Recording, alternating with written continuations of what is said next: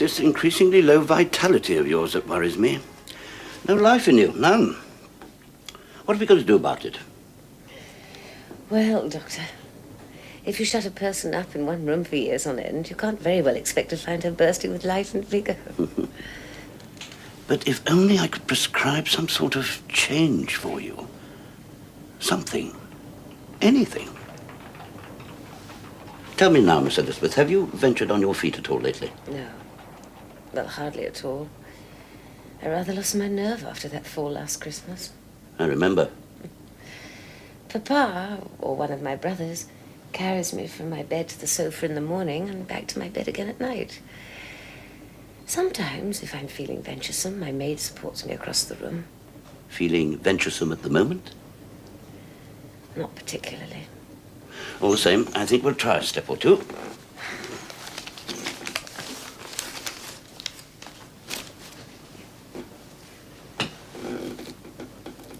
Quietly now.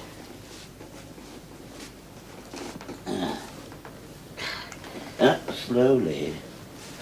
Slowly. There's no hurry. There we are. You feeling giddy? A little. Well, close your eyes and lean against me. It'll soon pass. Better? Yes. Oh, yes. Now take your time. And step carefully. Now, don't be nervous. I won't let go your arms. No, don't look at the floor. Look straight at me. That's first rate. That's fine. Fine. Splendid. You feeling faint? Doctor. Oh, no. No, I'm all right. I am really. It's just my knees. They don't seem to be able to support me. Oh. Well, if they won't do that, they're a pretty useless pair, hmm?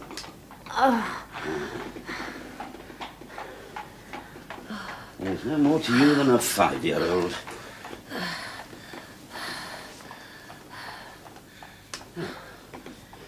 And how's the appetite? Just peck at your food, I suppose. I'm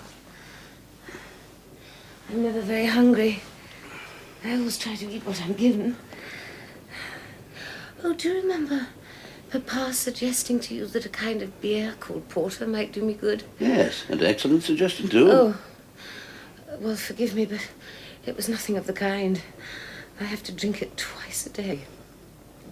My life in consequence has become one long misery. God bless my soul. I'm not exaggerating. One long misery. But my dear child, quite apart from its invaluable blood-making properties, porter is generally considered to be a most palatable beverage.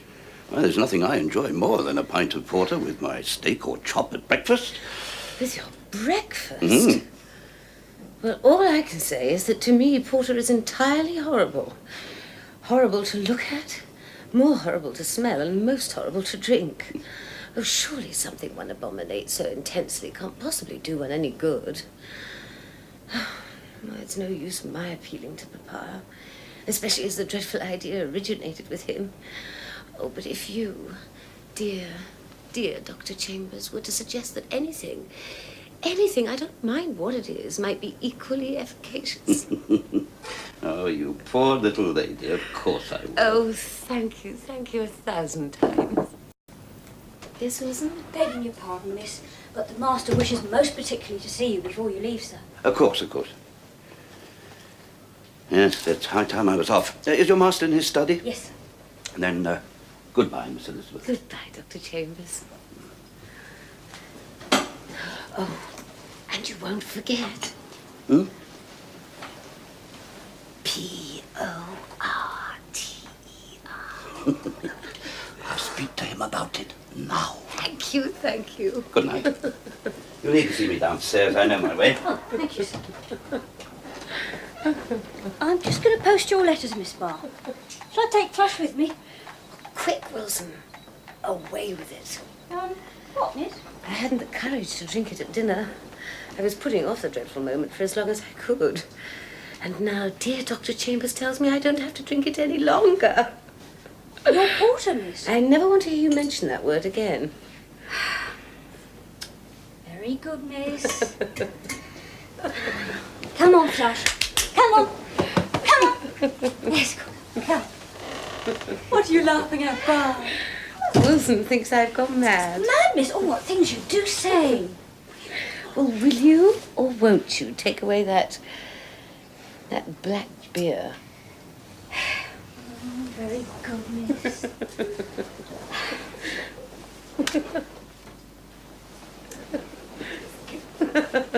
Come on. Come on. I don't know why you're laughing, Bar. You needn't tell me, only don't stop. I'll tickle you if you think you can't keep it up without being helped. Dinner was awful. Oh, but Henrietta... Awful. Was Papa... Yes, he was. It was awful. He was in one of his moods. The nagging mood is bad enough. The shouting mood is worse. But don't you think the dumb mood is the worst of all? Yes, perhaps. I don't believe that there were more than a dozen remarks all through dinner. Most of those were frozen off at the tips. Papa would just turn his glassy eyes on the speaker. You know. For the last 20 minutes or so, the only sound in the room was the discreet clatter of knives and forks. Directly dinner was over, Papa ordered his port to be taken to the study. And thank heavens he followed it almost at once. Yes, Dr. Chambers is with him now. Oh, I do hope for all our sakes his report of you isn't too good. Henrietta, I don't think you Forgive quite me, mean dearest. that. It was odious of me to say that. You know I didn't mean it, don't you? Nothing in the whole world matters to me so long as you get better. You know that, don't you? Of course I do, you silly child. Come in. You're here, Henrietta. I've been looking for you everywhere. Papa's just sent you this note from his study. Me? Oh, dear. When he starts sending out notes from his study looking for schools. I have heard this morning that your aunt and Uncle Headley and your cousin Bella have arrived in London earlier than was expected. They're staying at Fenton's Hotel. Your cousin Bella and her fiancé, Mr. Bevan, propose to call on you tomorrow at 3 o'clock. You and Arabelle will, of course, be here to receive them, and if Elizabeth is well enough, you will bring them upstairs to see her. I have written to invite your uncle and aunt and cousin to dinner next Thursday, Papa. Well, no wonder Papa seems so displeased at dinner. Vile-tempered, you mean? Is it necessary always to use the ugliest word? Yes, Arabelle, when you're describing the ugliest thing. Papa, it's quite impossible. He got that letter from the Headleys at breakfast. Why couldn't he have spoken then? Why couldn't he have spoken at dinner? Heaven knows he had opportunity enough. Freddie was too displeased. Oh, displeased. We all know he hates being ordinarily polite. And now he's simply bound to show some kind of hospitality to the Headleys. No wonder he was displeased. Are you being quite fair, dear? Papa seldom objects to us receiving our friends here. Oh, for a cup of tea and a bun, and so long as the house is free of them before he's back from the city. I was expecting a friend tomorrow at 3, and now I shall have to put him off somehow. Why? Why what? Why must you put your friend off? Bella and her fiancé won't eat your friend. What business is that of yours? Henrietta. I hate people prying into my affairs! What can be the matter with her tonight? Usually she quite enjoys being quizzed about Captain Surtees' cook. Perhaps she's begun to take his attention seriously. I hope not. Remember when young Mr. Palfrey wanted to marry her 2 years ago? Those dreadful scenes with Papa. I should rather forget them. Why can't Henrietta realise that if there's one thing Papa will never permit, it's a marriage in the family? It doesn't worry me at all, as gentlemen never attracted me in that way. Nor you, dear. Me? My poor darling. Anything of that kind's quite out of the question, Papa or no Papa. But even when you were younger and stronger, I don't ever remember your having had little affairs with gentlemen. Perhaps the gentleman never gave me the chance.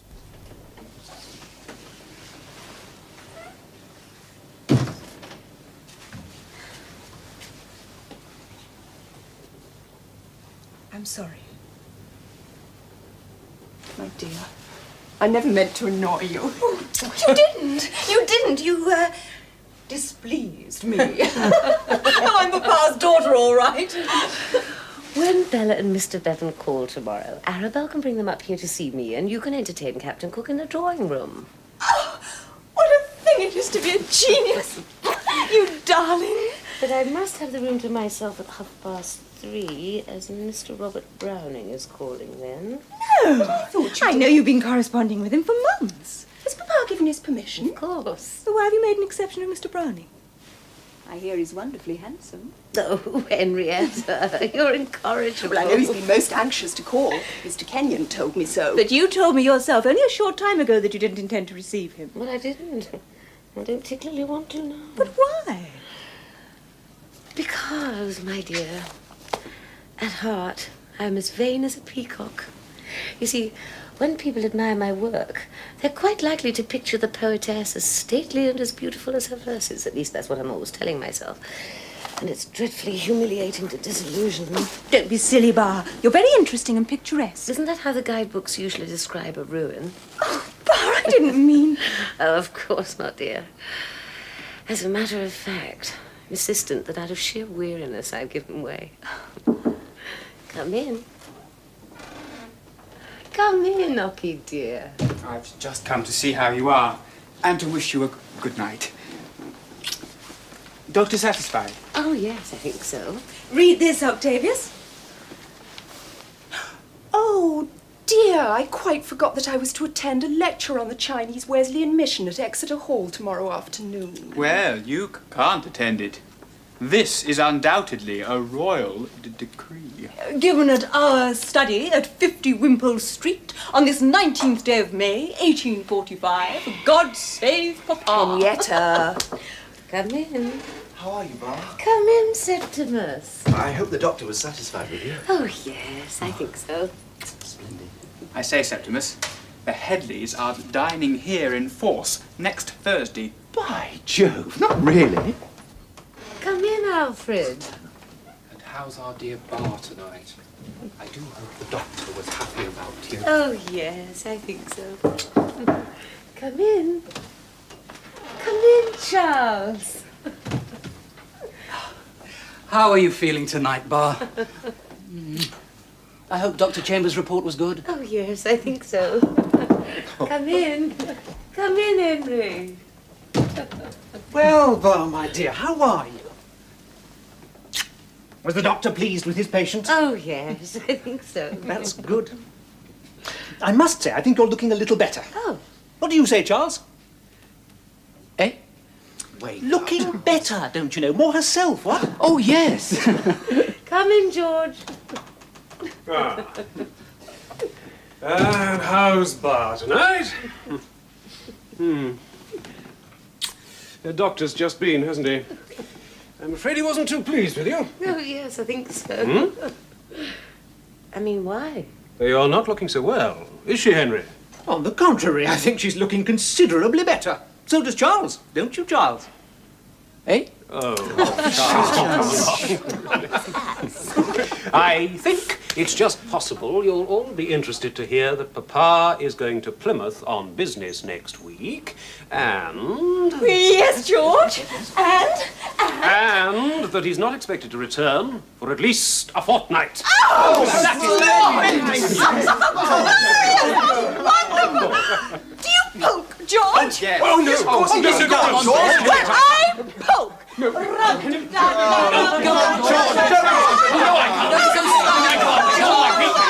Most embarrassing.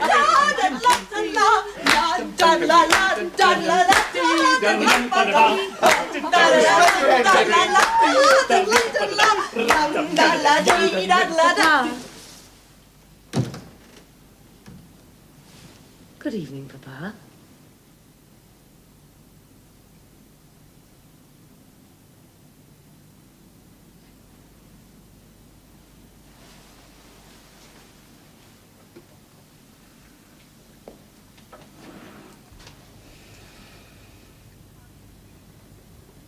I am most displeased.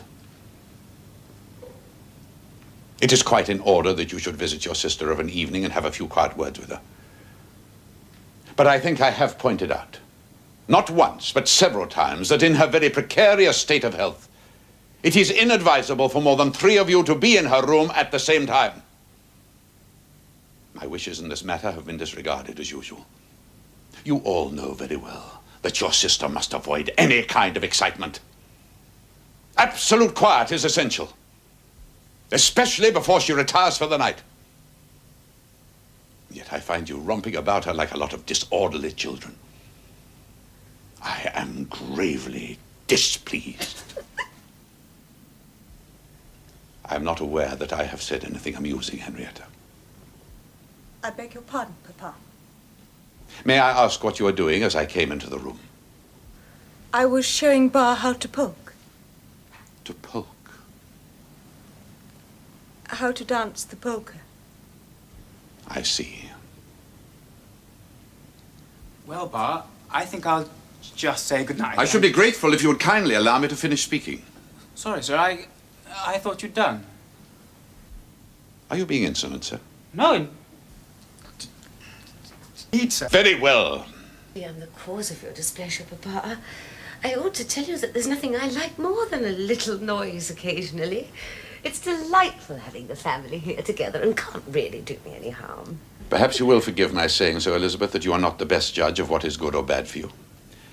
And that brings me to what I came here to talk to you about. Dr. Chambers tells me that you have persuaded him to allow you to discontinue drinking porter with your meals. It needed very little persuasion, Papa. I questioned him very closely as to the comparative strength-giving values of porter and milk, and he was forced to admit that porter came decidedly first. That may be, Papa. But when you dislike a thing to loathing, I don't see how it can do you any good. I said to you just now, Elizabeth, you are not the best judge of what is good or bad for you. May I add that self-discipline is always beneficial, and self-indulgence invariably harmful. Well, if you think my drinking milk shows reckless self-indulgence, you're quite wrong. I dislike it only less than porter. Your likes and dislikes are quite beside the point in a case like Oh, this. but Papa... Believe me, Elizabeth, I have nothing but your welfare at heart. When I warn you that if you discontinue drinking porter, you will incur my grave displeasure. But when Dr. Chambers himself... I have told said you I what didn't Dr. have it- Chambers said. But Papa... Did you drink your porter with your dinner? No. Then I hope you will have done so by the time you go to bed. Oh, but that's really asking too much. I can't drink the horrid stuff in cold blood. Very well. Of course, I have no means of coercing you. You are no longer a child. But I intend to give your better nature a chance of asserting itself. A tankard of porter will be placed at your bedside. And I hope tomorrow you will be able to tell me you have obeyed your father. I'm sorry, Papa, but I shan't drink it. Go down to the kitchen and fetch me a tankard of porter. No. I beg your pardon. It's sheer cruelty. You know how Bar hates the stuff. The doctor's let her off. You're just torturing her because you like torturing. I have told you to fetch me a tankard of porter from the kitchen. I won't do it. Must I ask you a third time? Obey me this instant! Papa! Go and fetch it, Henrietta. Go at once. I can't stand No! this, please. Please.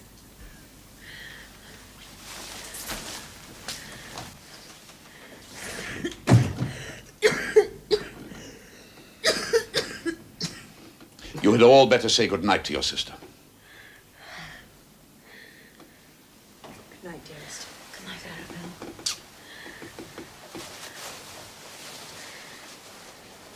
Good night, Pa. Good night, George.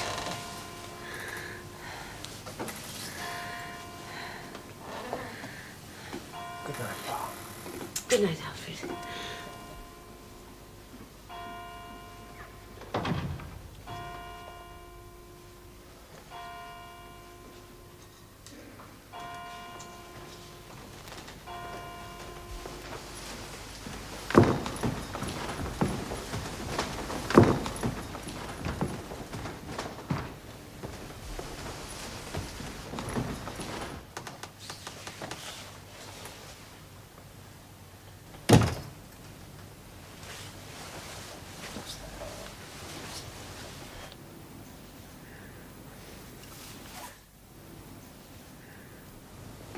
Give it to me, please.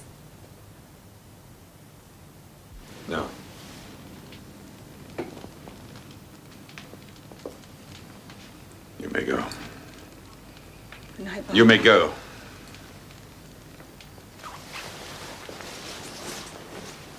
Good night.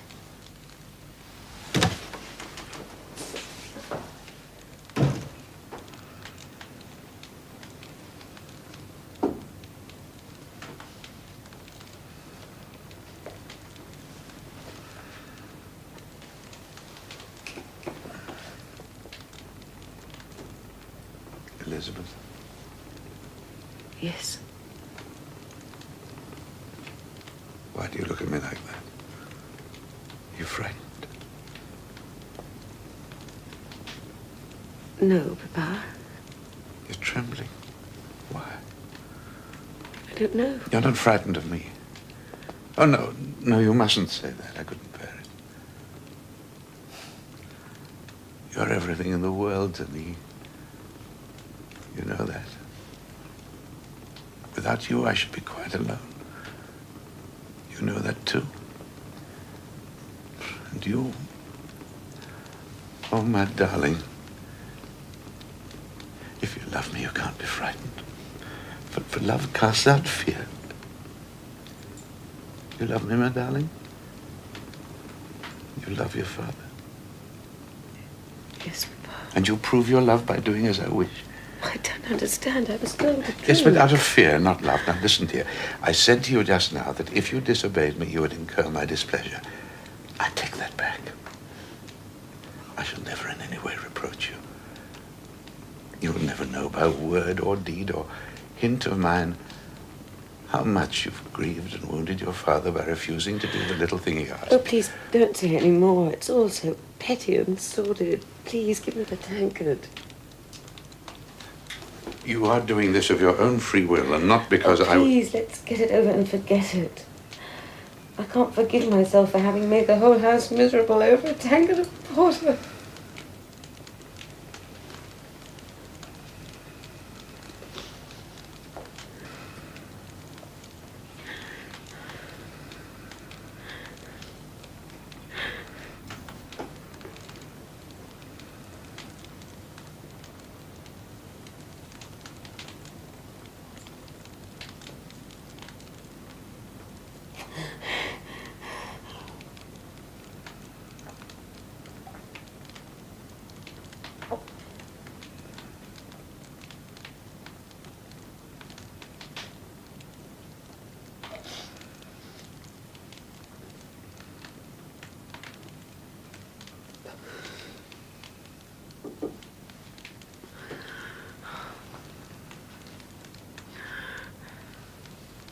You're not feeling worse tonight, my dear.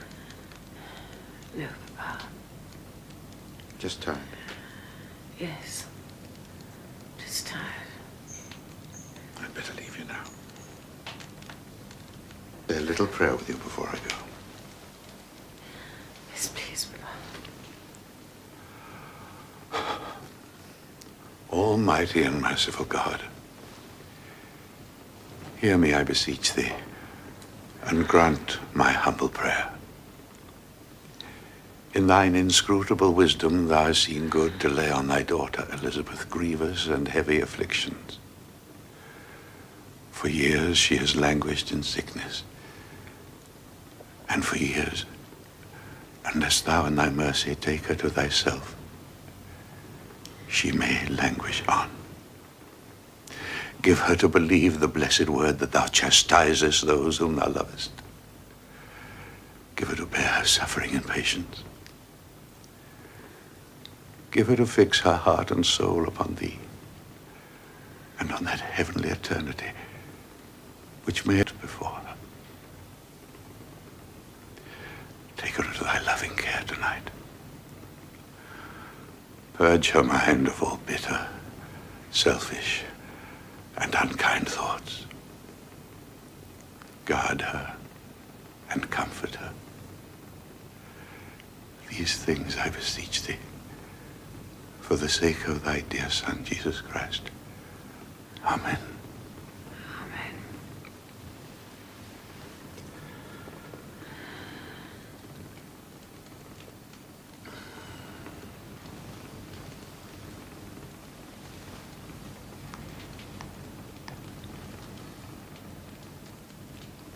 night, Joan. Good night, Papa.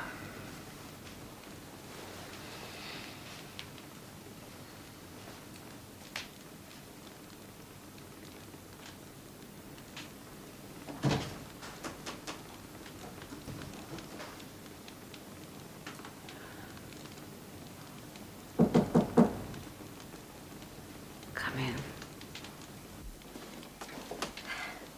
Are you ready for your bed now, Miss Barr? Oh, Wilson.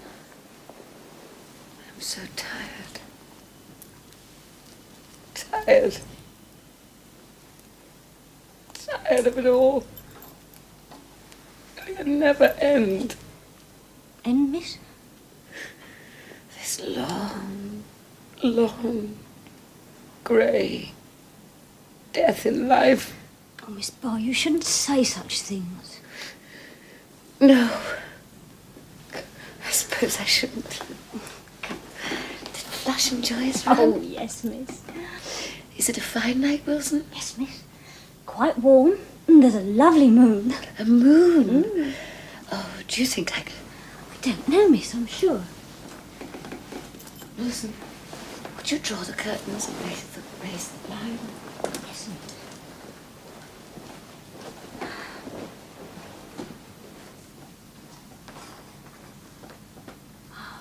There you are, miss. The room's right above the chimneys. You can see it lovely.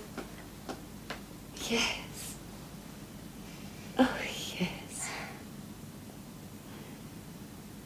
Wilson, would you put out the lamp and leave me for a little? I'm not quite ready for bed yet. Very well, miss.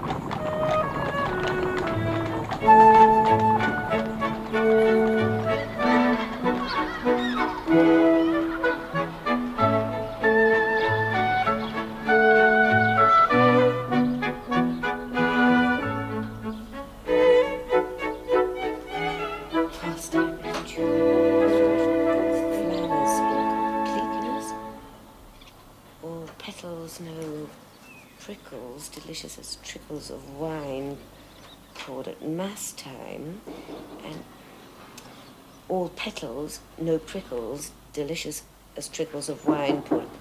Come in, poured at mass time. Oh, yes, Wilson. I'm quite ready for my lunch. Had your lunch, Miss Barr? Oh. Oh, yes, of course. Yes. And I enjoyed it very much. You only picked at the fish, Miss Barr. And I took away the best part of that nice chop. You haven't even touched your pudding. Cornflour blancmange too, with raspberry jam. Oh. Oh, anyhow, it's too late now. Well, if you're all nice and comfortable, I'll take June. Use my June lightning. your physic, Miss Barr. Stop. Thank you. Stop the fresh. I think I'd better pull down this blind a bit, miss. Too much sun isn't good for you. Thank you. Oh, petals, no prickles, delicious as trickles of You wine. haven't drunk it yet, miss. Oh.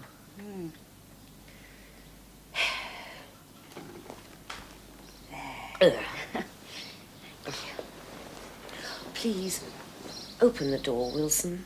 I'm expecting visitors this afternoon, and I'd like the room to be quite fresh for them. How I wish we could open the window. Open the window, Miss Bott. Oh. Yes, I know. It's strictly forbidden. Open the door wide.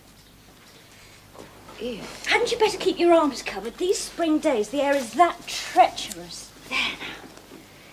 Stop the fresh film work by June. Consider. Quite beyond me. I give it up. Pardon, miss? Wilson. Yes, miss. Have you noticed anything strange about me today? Strange, miss? Yes, strange. Dull-witted, thick-headed, stupid, idiotic. Oh, no, miss. Perhaps a bit absent-minded, like. Well, that's nothing for you to worry about, Miss Bott. Then you don't think I'm going mad? Oh, good Lord, no, miss. Very well. But now listen carefully and tell me what you make of this. Yes, miss. And after, for pastime, if June be refulgent with flowers in completeness, all petals, no prickles, delicious as trickles of wine poured at mass time, and choose one indulgent to redness and sweetness, or if, with experience of man and of spider, June used my June lightning, the strong insect ridder, to stop the fresh film work, why, June will consider. Oh. Well? Oh, I call that just lovely, Miss Bott. But do you know what it means? No, miss. Well, does it convey anything at all to your mind? Oh, no, miss. Thank heaven for that. Well, then poetry never does. Well, leastways, not real poetry, like what you make. But I didn't write this. It's by Mr. Browning. Oh, he must be a clever gentleman. Oh, yes, he's all that. Come on, Flush. Oh, Flushy, dear. Are you going to behave yourself today? I shall ask Wilson for a full report when she gets you home. Come on. May I come in? Ochie, dear. Come on, What Flush. are you doing at home at this time of day? Papa's bright idea suggested I take a half holiday to help you feed and entertain the lovebirds. Why? Arabelle and Henrietta are socially quite competent. So am I. But you labour under the disadvantage of being all the same sex. Papa appears to think that at least one male Barrett ought to show up. He seems fully determined to do the polite thing by the Headleys. And when Papa is fully determined on a thing, that thing is done. Or am I wrong? No, that thing is done. Oh, but now I want you diplomatic. Captain Surtees' cook is calling at the same time as Bella and Mr. Bevan. See, by Jove. And won't the gallant fellow rejoice when he finds Henrietta chaperoned 4 times over? I've arranged for Arabelle to bring Bella and Mr. Bevan up here to see me. You must come with them. Must I indeed? And why? So that Henrietta can have Captain Cook to herself for a little while. Oh. Ah. Yes, quite so, I see. And you don't look in the least ashamed of yourself. I'm not. Does it occur to you, my dear Bar, that we may be doing Henrietta an uncommonly bad turn by encouraging this budding romance? We must chance that. What frightens me is that you may become content with a life which isn't life at all. You're going that way. All of you. Except Henrietta. What does she get by trying to be herself? More kicks than halfpence. Yes, but being kicked keeps one alive. So don't let's do anything, just for the sake of peace and quiet, to hinder this little romance. Why, Ochie, what are you doing here? Papa's notion somehow got wind that Surtees' cook was prowling around this afternoon. Sent me home to head the fella off. Ochie. Oh, dear. He couldn't have heard unless you're Arabelle. Ochie, you idiot. No, dear. Sorry. My little... I hate you. Quite right, too. I repeat, I'm sorry. You may slap me if you like. Have a good mind to. No, my child, it's like this. His Majesty sent me home to represent His Majesty at the reception. I don't intend to leave Bella's side, not even when she and her beloved come up here to embrace Bar. Meanwhile, you'll amuse Cook, just as you're amusing me now. In fact, we may take this as a little rehearsal. Oh, Key, how can you be so vulgar? What's that? Oh, Bar! They've arrived! And in state. The Bevan family barouche, pirate footman and all. Oh, look at Bella. What a gown, what a bonnet. Lovely. Mr. Bevan's whiskers. Aren't you green with envy, Ocky? Positively verdant. Off you go. Help Al receive him, quick. I'm going to wait here until Captain Cook arrives. I'm going to let him in. And then you and Arabelle bring Bella and Mr. Bevan up here. All cut and dried, what? But look... Oh, thank you, quick! Oh.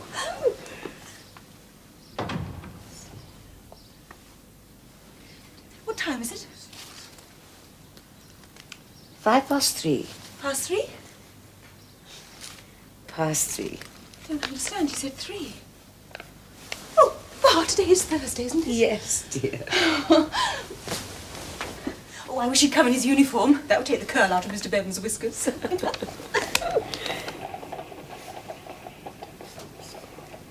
Oh, there he comes!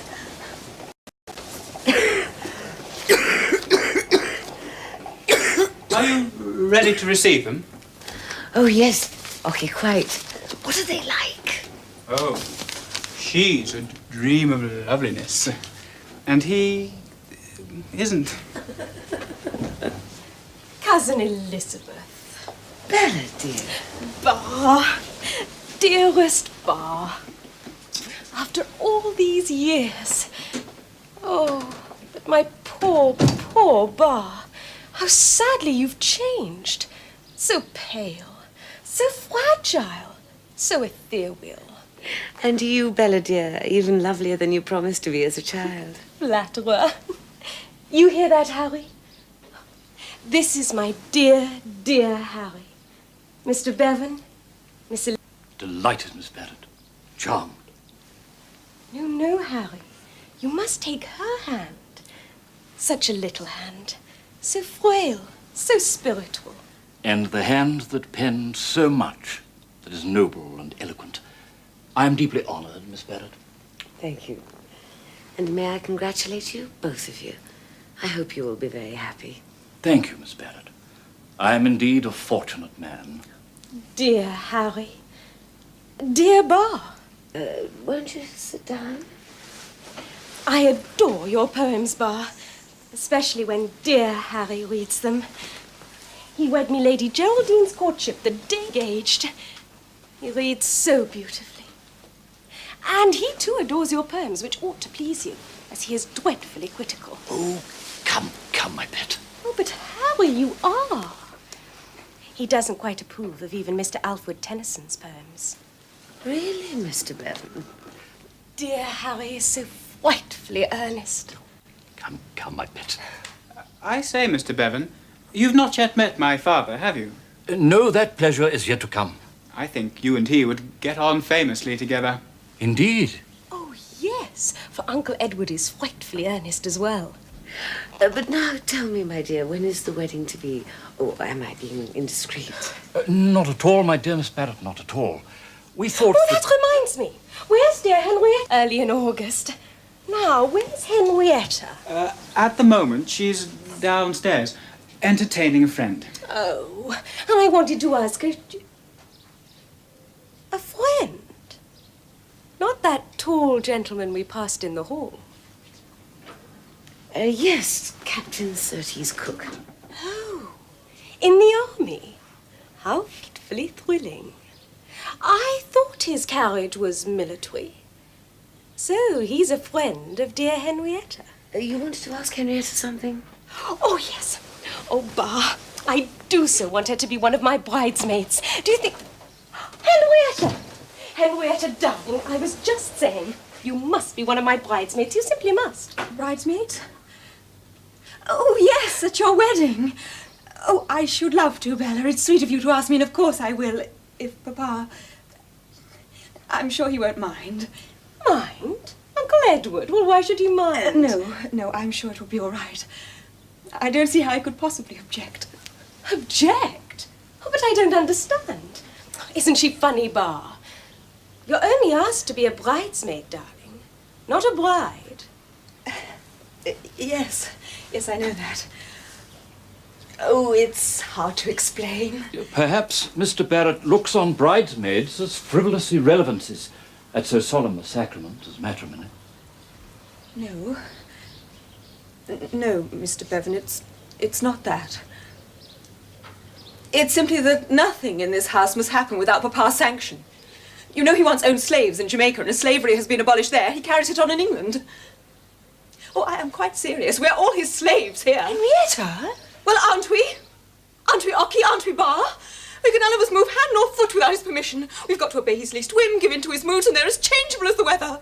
We haven't a soul of our own, not one of us.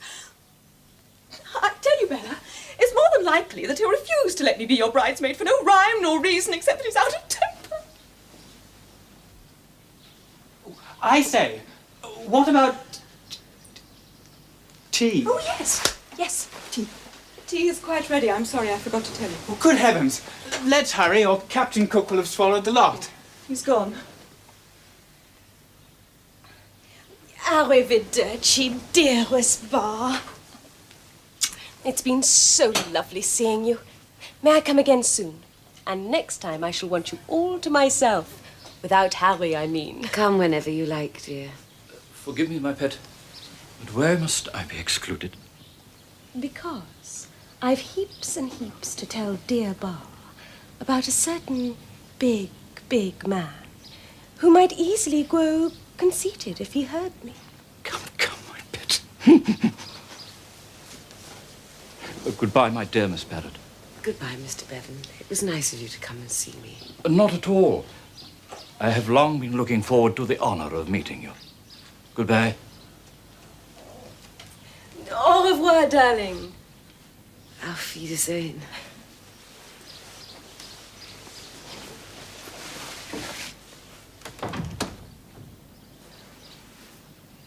Well, why don't you say something? What do you want me to say? Nothing.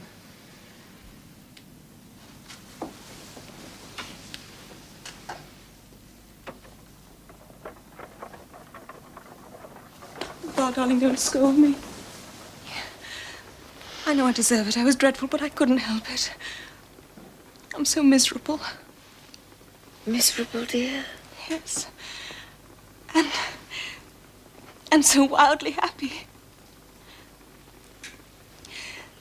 Surtees has just asked me to marry him. Oh, Henrietta. Oh, and of course I accepted him and said that I couldn't. I had to tell him we must never see each other again. And when he calls here tomorrow... Oh, what exactly has happened? You're not making sense, child. I don't know. Except that we both love each other terribly. Oh, Bar, what are we to do? Surtees has only just enough money to keep himself decently. Oh, if only I had your 400 a year. I would defy Papa and leave this house and marry Surtees tomorrow. And what earthly good is that money to me? I'd give it to you, and how gladly. Oh, I know you would, darling. But that's impossible. Just imagine what your life would be like if Papa found out you'd made it possible for me to marry. No.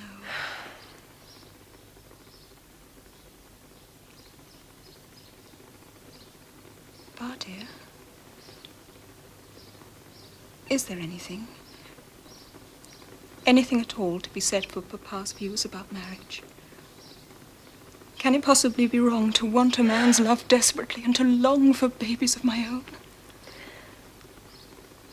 No. Love and babies are natural to an ordinary girl like me, and what's natural can't be wrong. No, except... Well, the holiest men and women renounce these things. I dare say. But I'm not holy.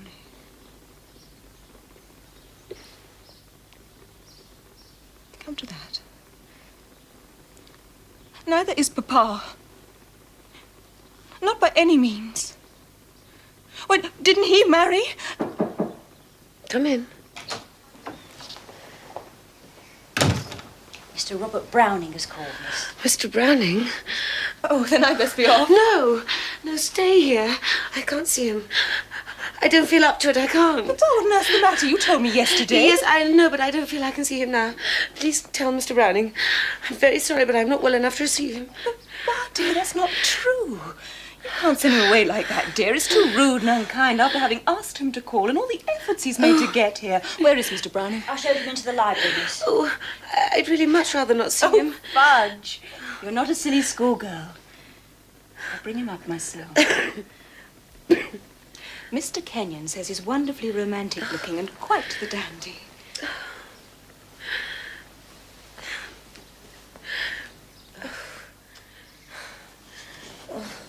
Is my hair tidy? Yes.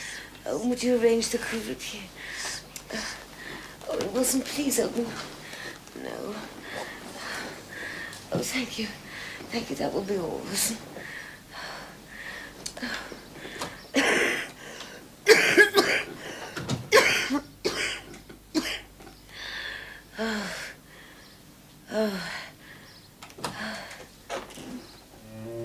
Mr. Robert Browning.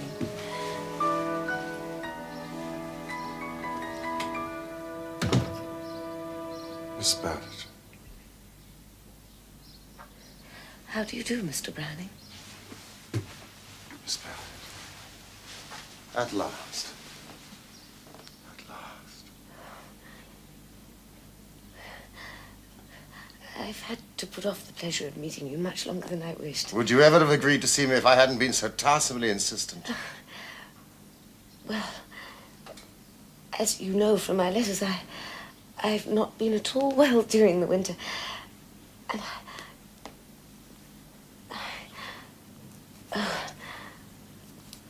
oh, won't you take off your cape? Thank you.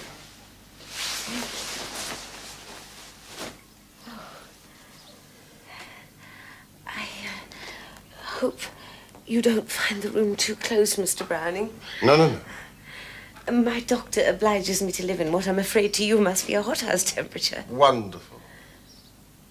You may think this is the first time that I've been here. You're quite wrong, you know. Oh, but you No, haven't quite been. wrong. I've seen this room more times than I can remember. It's as familiar to me as my little study at home. Before I came in, I knew just how your books were arranged and how the ivy slanted across the window panes.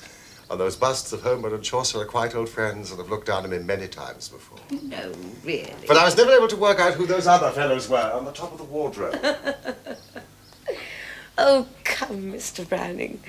I know that dear Mr. Kenyon is never tired of talking about his friends, but I can't believe you described my poor little room to you in detail. I dragged every detail I possibly could out of him, and my imagination supplied the rest. Directly after I had read your brave and lovely verses, I was greedy for anything and everything I could get about you. You frighten me, Mr. Browning. Why? Well, you know how Mr. Kenyon's enthusiasms run away with his tongue. Oh, he and I are the dearest of friends, but what he told you about poor me, I blush to imagine. He never told me anything about you personally that had the slightest interest for me. Anything he could give me about your surroundings and the circumstances of your life, I snatched at with avidity. But anything he told me about you was quite beside the point, because I knew you already. And better than Mr. Kenyon, old friend of yours though he is. Oh, Mr. Browning, do my poor writings give me so hopelessly away? Hopelessly, utterly, and entirely to me. I can't speak for the rest of the world. You frighten me again. No. Oh, but you do. I'm afraid it would be quite useless my ever trying to play act with you. Quite useless. I shall always have to be just myself. Just yourself. Oh.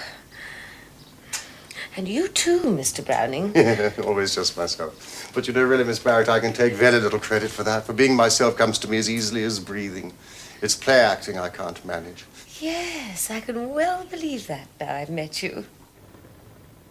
Isn't it extraordinary? When you're writing, you never do anything but play act. I know. You've never been yourself in any one of your poems. It's always somebody else speaking through you. Yes, and shall I tell you why? Because I'm a very modest man. No, I am, really. Oh, I didn't question it, Mr. Browning. So modest that if I were to write about myself, I mean, about my hopes and fears, my hates and loves and all the rest of it, my poems would be intolerably dull. Well, since we're pledged to nothing but the truth, I shan't contradict that until I know you better. Bravo. Oh, but those poems, with their glad and great-hearted acceptance of life, you can't imagine what they mean to me. Here am I, shut in by these four walls, that view of Wimpole Street, my only glimpse of the world. And they troop into my room and round my sofa, those wonderful people of yours, out of every age and country, and all so tingling with life. Life, life. No, you'll never begin to realize how much I owe you. Do you really mean that? Why, Mr. Yes, of course you Browning? do, otherwise you wouldn't say it. And you'll believe me when I tell you that what you have just said makes up to me 1,000 times over for all the cold shouldering I've had from the public. Oh, that infuriates me. Why can we never know an eagle for an eagle until it's spread its wings and flown away from us for good? And mind you, Miss Barrett, I have an uneasy feeling that it's my style that's largely to blame for my unpopularity. Oh, surely not. I thought we'd agreed never to play act with each other. Well, sometimes there are passages which are a little too profound for the general reader. No, it's not what I say, but how I say it. And yet, you see, to me, it's as easy and simple as the rule of three. And to you? Well, not quite always. Sometimes there are passages. I've marked one or two in your sordello, which rather puzzle me. Here, for instance. Sordello. Someone once called it a horror of great darkness. I've done my best to forget it. It's,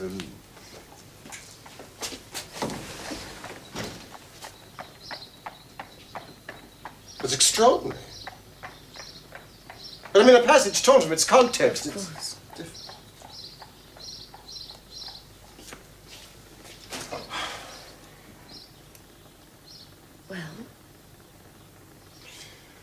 Well, Miss Barrett, when that passage was written, only God and Robert Browning understood it. Now, only God understands it. What do you say? Shall we lighten this great darkness by pitching it on the fire? No, indeed, we shall do nothing of the kind. Please give me back the book. Such passages are only spots on the sun. I love Sordello. You would. Of course you would. And shall I tell you why? Because it is a colossal failure. Well, if by failure you mean an attempt, then yes, you're right. That's just why Sordello appeals to my very heart. I, too, am always making colossal attempts and always failing. But isn't one such failure worth 100 small successes? 1,000 and more. You think so, too? Well, of course, I knew that. You know, Miss Barrett, you smiled when I told you the Kenyon had no need to describe you because I knew you through and through already. And what you have just said about success and failure finally proves to me how right I was. All right, he painted the background, but I had painted the portrait with the true soul of you, ardent and lovely looking out of it. Ardent and lovely.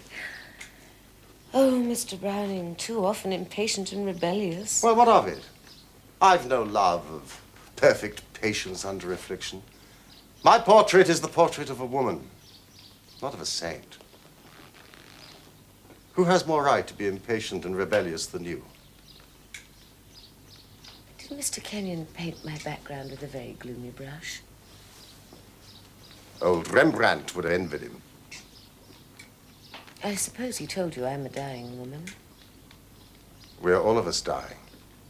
And that our family life was one of unrelieved gloom? Yes, he hinted at something of the sort. He really shouldn't say such things. Frankly now, Mr. Browning, do you find me such a very pitiable object? I find you exactly as I imagined you. Full of courage and gaiety.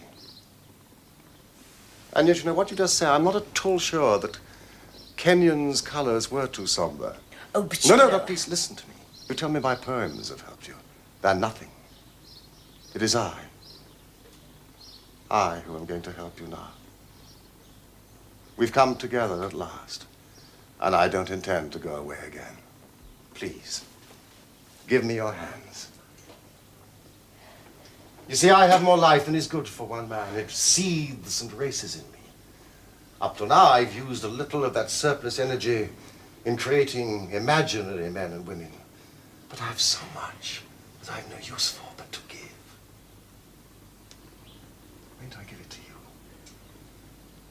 Can't you feel new life prickling and tingling into your fingers and arms, right up into your heart and brain? Please, Mr. Browning. Please, let go my hands. Well? Oh, you really are rather an overwhelming person. And in sober No, please truth, don't tell me I that you're afraid of me again. You're not. It's life that you're afraid of, and that shouldn't be. Life? Yes. Well, when life becomes a series of electric shocks. Was it as bad as all that? Indeed, yes. Do you affect other people in the same way? They have often told me so. Well, no wonder I hesitated about meeting you. Much as I wanted to. Well, something of your disturbing vitality must have come to me from your letters and poems. You laugh at me, Mr. Browning. But do you know we very nearly didn't meet today after all? When my maid told me that you'd arrived, I was so panic-stricken that I all but sent down a message saying that I was too unwell to receive you. And it was a big effort for me to pull myself together and behave like a sensible woman when you came into the room. I must have been just as nervous as you at that moment. You, Mr. Browning? Yes. And I'm anything but a nervous person as a rule.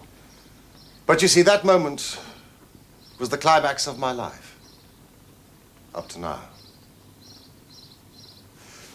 Miss Barrett, do you remember the first letter that I ever wrote you? Oh, indeed, yes. It was a wonderful letter. You may have thought that I dashed it off in a fit of white-hot enthusiasm over your verses. I didn't. I weighed every word of every sentence, and of one sentence in particular, this sentence. I love your books with all my heart, and I love you too. You remember? Oh, yes. Yes, and I thought it charmingly impulsive of you. But I tell you, there was nothing impulsive about it. That sentence was as deeply felt and anxiously thought over as any sentence I have ever written. Well, I hope I have many readers like you. It's wonderful to think that I may have good friends all the world over whom I've never seen or heard of. I'm not speaking of friendship. I'm speaking of love. It's quite useless you trying to put aside the word with a smile or a jest. I said love. And I mean love. Really, Mr. Brown? I'm neither mad nor morbidly impressionable. I'm as sane and level-headed as any man alive. Yet all these months, since I first read your poems, I've been haunted by you. And today you are the center of my life.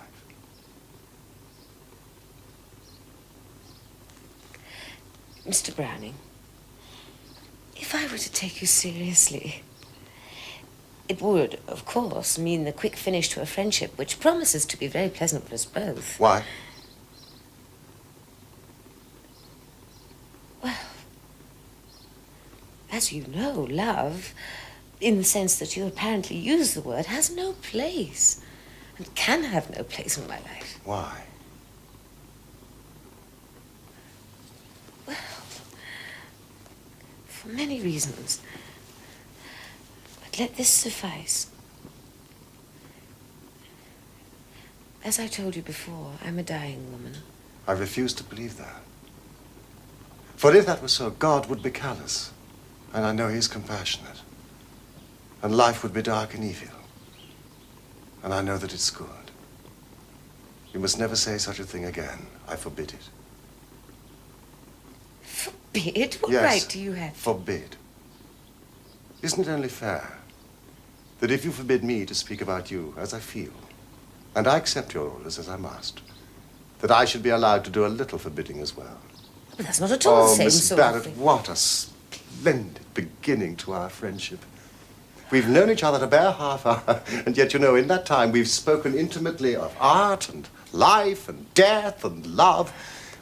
We've ordered each other about, and we've almost quarreled. Could anything be happier or more promising? And now, with your permission, I'm leaving.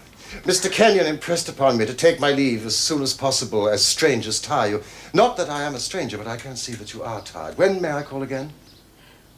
Well, I don't know. Would next Wednesday suit you? Perhaps. Well, yes, but it would be better perhaps... At 3:30 again? Yes. Well, Then au revoir. Goodbye. No. Au revoir. Au revoir.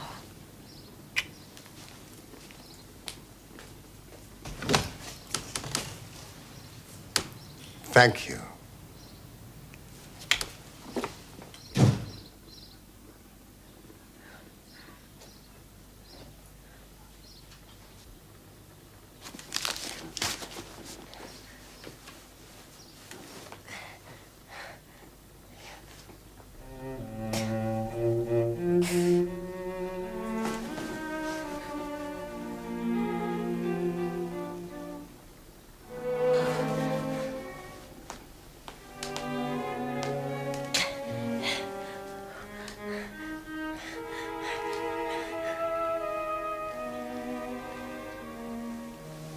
Oh.